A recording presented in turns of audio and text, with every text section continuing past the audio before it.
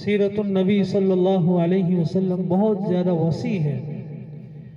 پوری دنیا کے اندر جتنے بھی درخت ہیں ان کی قلمیں بنا دی جائیں، اور پوری دنیا کے اندر جتنے بھی درختوں کے پتے ہیں ان کے کاغذ بنا دیے جائیں، پوری دنیا کے اندر جتنا پانی ہے ان کی سیاہی بنا دی جائے، پھر پوری دنیا کے اندر جتنے بھی کاتب ہیں ان کو لکھنے پر مأمور کیا جائے، اور وہ آپ صلی اللہ علیہ وسلم کی سیرت کو لکھنا شروع کریں۔ ایک دن ایسا آئے گا وہ کاغذ ختم ہو جائیں گے، قلمیں ختم ہو جائیں گی، سیاہی ختم ہو جائے گی، کاتب لکھ لکھ کے تھک جائیں گے، لیکن نبی صلی اللہ علیہ وسلم کی سیرت ختم نہیں ہوگی۔ اب میں بلا کسی تاخیر کے اس پروگرام کو آگے بڑھاتے ہوئے مولانا ناصر صاحب کو دعوت دیتا ہوں۔ مولانا ناصر صاحب مدرس مدرسہ ہادہ و امام مسجد شریف سیال، ان سے گزارش ہے کہ وہ آئیں اور اپنے بیان سے سامعین کے قلوب کو مجلہ و مصفح فرمائیں۔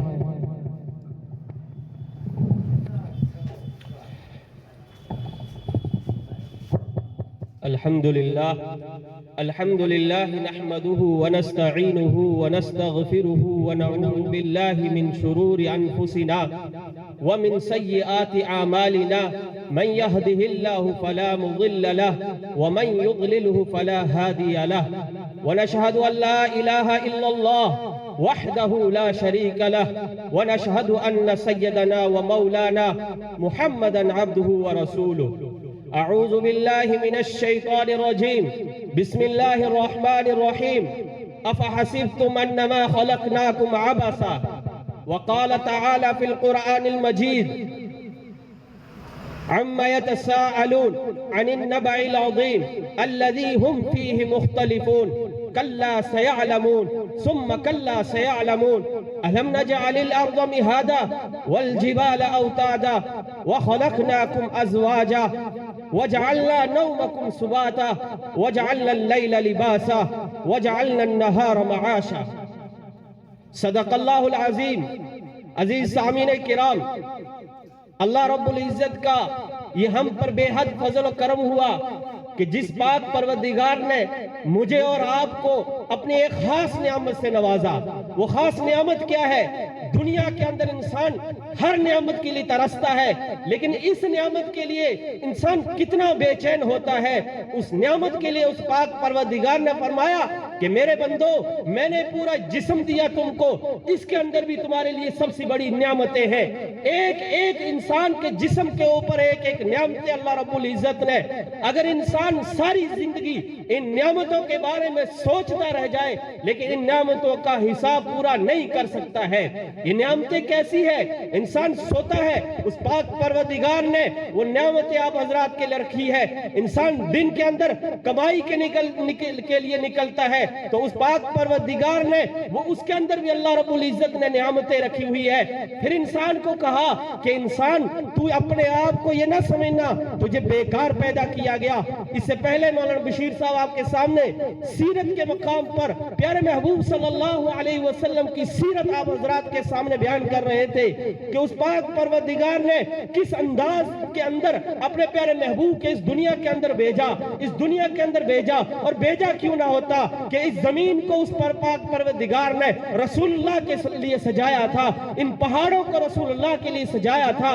یہ بڑی بڑی نعمتیں اس پاک پروردگار نے دی۔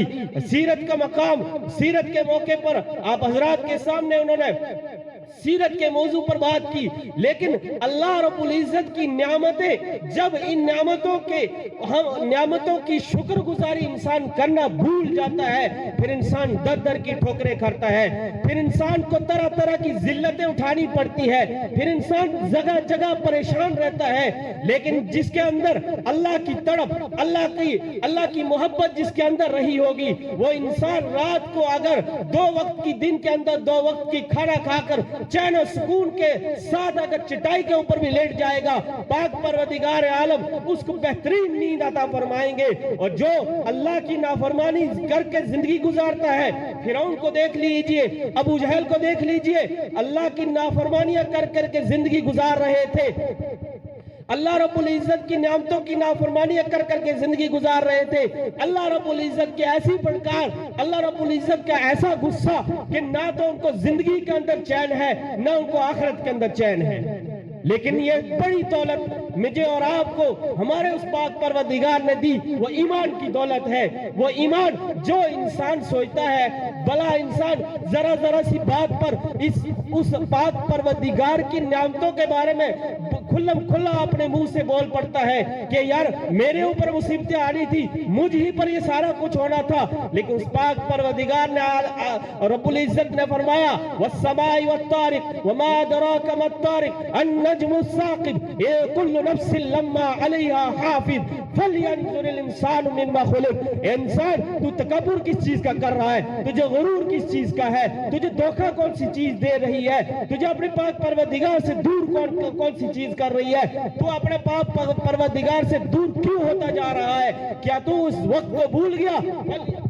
فَلْيَنْظُرِ الْإِنسَانُ مِمَّا خُلِقَ، جو اس منظر کو بھول گیا جس منظر کے اندر تجھے دنیا کے اندر بھیجا تھا، کس طرح ایک ناپاک قطرے سے تجھے دنیا کے اندر بھیجا، اور تو آ کر اس پاک پروردگار کی نافرمانیوں پر اتر آیا، اس پاک پروردگار کی نعمتوں کو ٹھکراتا چلا جا رہا ہے۔ تو اللہ رب العزت فرماتے ہیں کہ نیند بھی میں نے نعمت دی، دن کے اندر دن بنایا کمائی کے لیے، یہ بھی تمہارے لیے نعمتیں ہیں، اولاد دی وہ تمہارا بڑھاپے پہ سہارا بنے گی، یہ بھی تم کو نعمتیں دی، والدین دیے یہ بھی تمہیں ایک اولاد کو نعمتیں ہیں۔ اگر والدین کا سہارا اولاد کے اوپر نہ ہو تو والدین در در کی ٹھوکریں کھانے لگ جاتی ہے۔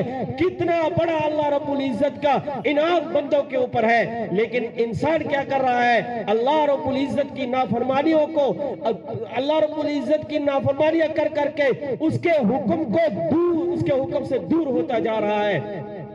میرے بھائیوں، بزرگوں، عزیز ساتھیوں، جوانوں، ہمیں یہی چیز پیغام دیتی ہے۔ یہ جلسے، یہ مجلسیں، یہ فکر آخرت کی مجلسیں، یہ عظمت قرآن کی مجلسیں، یہ رسول اللہ کی سیرت کی مجلسیں، یہ قرآن کی مجلسیں ہمیں پیغام دیتی جا رہی ہے کہ لوگوں ایک وقت آئے گا، ایک وقت آئے گا، دنیا کے اندر تو انسان کو بنایا، اللہ کے پیارے محبوب صلی اللہ علیہ وسلم نے فرمایا الا کلکم راعٍ وکلکم مسئول عن رعیتی۔ لوگوں سنو، اللہ کے پیارے محبوب صلی اللہ علیہ وسلم فرماتے ہیں کہ ہر ایک کو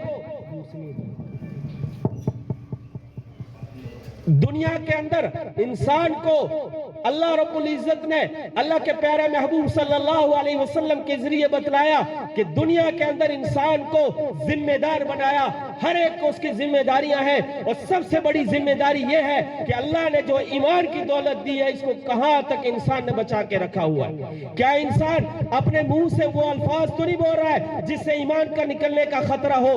کیا انسان وہ کام تو نہیں کر رہا ہے کہ جس کے ذریعے انسان کا ایمان اندر سے کھوکھلا ہوتا جا رہا ہے؟ انسان ہاتھوں کے ذریعے کوئی برائی تو نہیں کر رہا ہے، انسان پاؤں کے ذریعے کوئی برائی تو نہیں کر رہا ہے، انسان دل کے اندر برا تو نہیں سوچ رہا ہے، انسان دماغ کے اندر برا تو نہیں سوچ رہا ہے۔ یہ انسان کو اعلان ہے الا کلکم راعٍ وکلکم مسئول عن رعیتی، ہر ایک کو ذمہ دار بنایا گیا ہے اور ہر ایک سے اس کی ذمہ داری کے بارے میں پوچھا جائے گا۔